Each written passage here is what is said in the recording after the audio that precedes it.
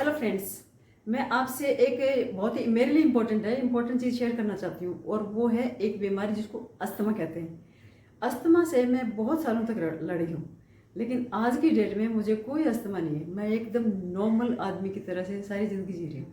तो वो अस्थमा, जैसे हम अस्थमेटिक जब हो जाते हैं तो हम डॉक्टर्स के पास जाते हैं और उनको कंसल्ट करते हैं, जो वो कहते हैं, जो मेडिसिन देते हैं हम वो लेते हैं और बहुत ही रेगुलरली, बहुत ही नियम से लेते हैं। बट मैं आपसे ये कह रही हूँ कि आप यकीन जानिए, आपको किसी दवाई की, किसी डॉक्टर की, किसी भी इन्हेलर की ज़रूरत नहीं पड़ेगी।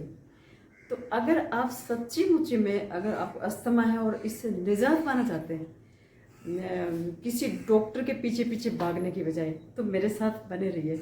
मैंने खुद अपना अस्थमा बहुत ही तरीके से, बहुत ही स्टेप लेकर के मैंने ख़त्म किया है।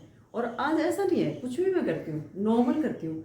जैसे पहले क्या होता था, अस्थमेटिक मैं हूँ तो उसमें जो चीज़ें मुझे परेशान करती थी, यस सॉरी मैं बीच में जाना पड़ गया। तो मैं ये कह रही थी कि जैसे अस्थमा के लिए हम जो अस्थमेटिक हो जाता है ना, और फिर डेली हर एवरी डे वो हर रोज़ वही चीज़ें रिपीट में करते हैं हम। जैसे कि चादर झाड़ना, झाड़ू निकालना, या फिर बाहर जाना घूमने के लिए, किसी बहाने से बाहर जाना। और आज के डेट में आपको शुद्ध हवा मिलनी बहुत मुश्किल है। तो ये सब चीज़ें जो है, इसको अगर आपने कंट्रोल कर लिया ना, तो अस्थमा आपके आएगा ही नहीं नज़दीक। और जैसे कि किचन में लेडीज़ क्या करती हैं, आटा छानना और बहुत सारी ऐसी और चीज़ें हैं।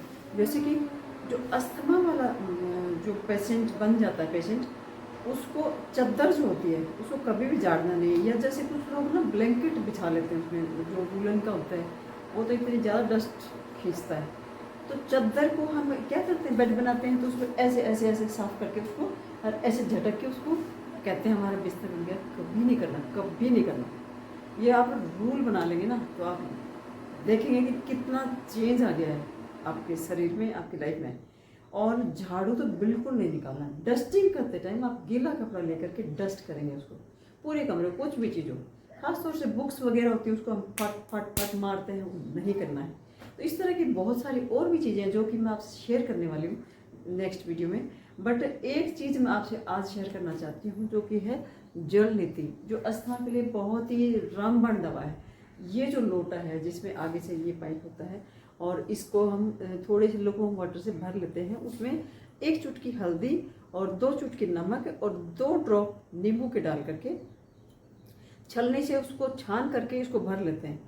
और उसके बाद में इसको ऐसे लगा करके और जल नीति करते हैं। बाथरूम में कर लो, आप बाहर जाके कर लो, अगर आप गांव में रहते तो मिट्टी में जाके कर लो मज़े से।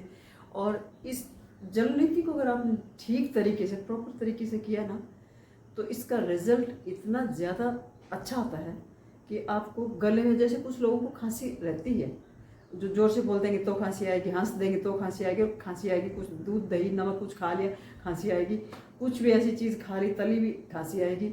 और सांस जो ब्रीदिंग में प्रॉब्लम होती है वो सोते टाइम बहुत ज़्यादा हो जाती है, सीधा लेट नहीं सकते हैं। सुबह उठ करके ज़्यादा प्रॉब्लम होती है ऐसे लोगों को, जो जिनको खांसी अक्सर रहती है या अस्थमेटिक हैं।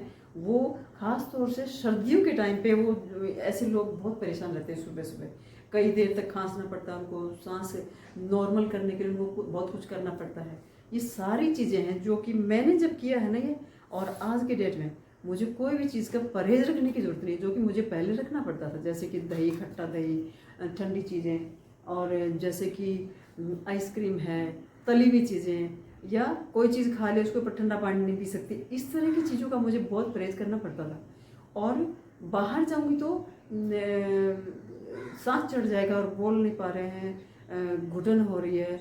और कभी कभी तो नेबुलाइजर भी लेना पड़ता था। और वो प्रॉब्लम इतनी ज़्यादा हो जाती थी कि ऐसे डाइनिंग टेबल को पकड़ करके और कई कई घंटों में बात मत करना, सांस नहीं आ रहा, ऐसे करना पड़ता था। और इन्हेलर ऐसे होता था जैसे किसी को एडिक्शन होता है ना किसी चीज़ का, कि बस वो किसी तरीके से वो इन्हेलर मिल जाए और सांस आ जाए, वो वाली दिक्कत होती थी। आज की डेट में इन्हेलर क्या होता है मैं नहीं जानती। और तली हुई चीज़ें, दही, खट्टी चीज़ें, ठंडी चीज़ें सब खाती हूँ और कोई दिक्कत नहीं होती है। तो घर वालों को क्या, मेरे रिश्तेदारों को भी यकीन नहीं होता कि अस्थमेटिक लेडी आज नॉर्मल कैसे हो रही है। वो कहते नहीं नहीं इसको ये चीज़ मत देना, सुशील को ये चीज़ मत देना, ये तो अस्थमेटिक है। तो मुझे हंसी आती है कि ये हमारे, देखो हमारे कंट्रोल में, लोगों का परसेप्शन बन जाता है कि ये ऐसी है इसको मत देना। बट मैं ये कह रही हूँ, आपको चैलेंज देती हुई कि अस्थमा अगर आपका नहीं गायब हो गया तो मैं यहाँ आना बंद कर दूँगी। तो फर्स्ट रूल तो ये था कि जल नीति कैसे करें। तो जल नीति करने के लिए आपको जो नए लोग हैं जिन्होंने कभी जल नीति नहीं की, उनके लिए मैं बताना चाहूँगी। कुछ लोग ऐसे भी हैं जो जल नीति करते हैं, जैसे कि मेरे घर में सब लोग जल नीति करते हैं। पहले मैं ही जल नीति करती थी और मेरे हस्बैंड करते थे। अब जो है मेरे घर में ये जल नीति देख करके और मेरी सेहत देख करके सबने शुरू कर दिया। सबके घर में एक जल नीति का लोटा मिलता है किचन में बर्तन मिले ना मिले, बट ये मिलता है। तो ये मैं आपको करके दिखाऊंगी कि कैसे इसको करना है।